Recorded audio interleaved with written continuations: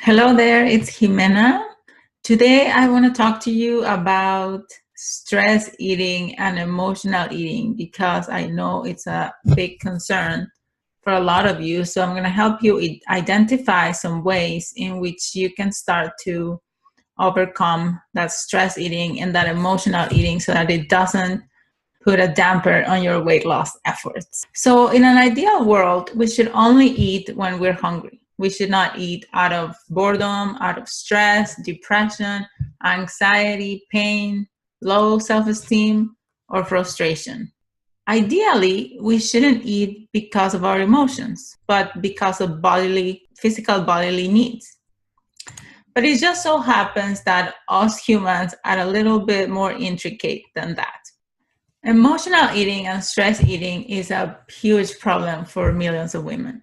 I've personally been a big time emotional eater at different points in my life. Many of my binge eating episodes were born out of restrictions. Many were because I just felt ugly, I felt fat, I felt mad at myself, I felt like a failure, or simply because I had too much on my plate. I ate when I was stressed out, and the food numbed me against the psychological pain. But it never really made it go away.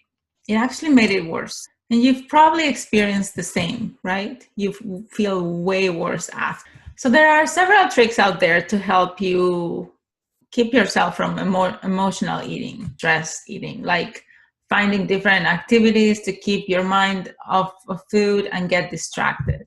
But they're not really a real fix anyway. So I want to give you one of many strategies that I teach in my programs that actually works really well so that you can at least get started. So the first thing you can do is to start to identify your triggers. Start to pay attention to what is happening around you just before you start reaching for the sweets or the breads or the chips or the frappuccino or the cake. I don't know what it is for you. I know mine is chocolate and chips because that crunching helps me relieve a lot of stress. So stop yourself just before you start eating and ask yourself, why am I eating right now? Now, this is a crucial moment when you catch yourself before you start eating. This pause that you're going to make right here is crucial because it forces you to become aware of what you're doing right now and why you're doing it. So be curious, study yourself. What are you feeling just before you go into emotional eating or stress eating? What is happening in your life, in your environment? Are you maybe restricting your calories too much? Are you not eating enough and you're always hungry? Or maybe you're not eating breakfast and you're just running on coffee and toast all morning. That in itself is a recipe for emotional eating later in the day. Yeah. You can expect to emotionally eat and overeat in the evening if you starve yourself during the day, during breakfast and lunch. I swear, especially if you have a busy and stressful lifestyle. So ask yourself, are you stressed out at work? Are you having difficulty with a relationship? Are you experiencing anxiety? Are you angry at something or someone?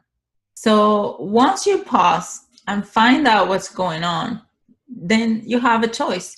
You can choose if you still want to eat or not. You can figure out if you're actually hungry or you're just trying to relieve some stress. And then there comes an important part because when you do decide to eat in that moment, you can try and end that cycle of binging or eating fast and hiding and just shoveling food in your mouth. You can choose to eat slow. Eating slow is really powerful. Number one, by eating slow, you put your body in a relaxed state where your body can actually digest and metabolize something, even if it's not the healthiest food. If you eat it under stress, chances are that food is just going to go straight to the hips. But if you manage to eat that food in a relaxed state with complete presence and awareness, and you're able to open up your digestive capacity by being in a relaxed state, chances are your body will actually be able to process it, metabolize it without storing too much extra fat.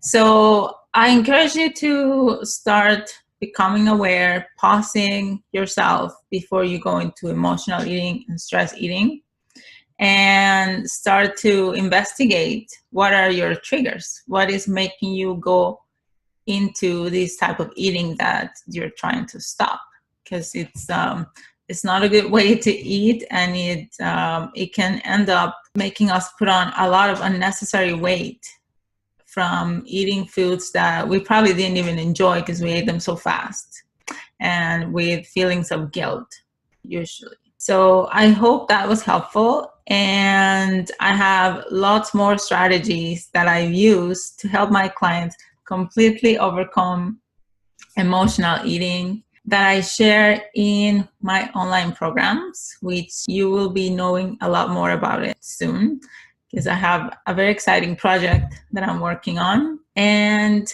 you will be hearing all about it. So for now, I hope you have a great day. I hope you guys are following the 4-day meal plan, at least starting with the workouts or some of the breakfast options. And if you have any questions, just reach out to me and I will get back to you as soon as possible. I'll talk to you soon. Bye.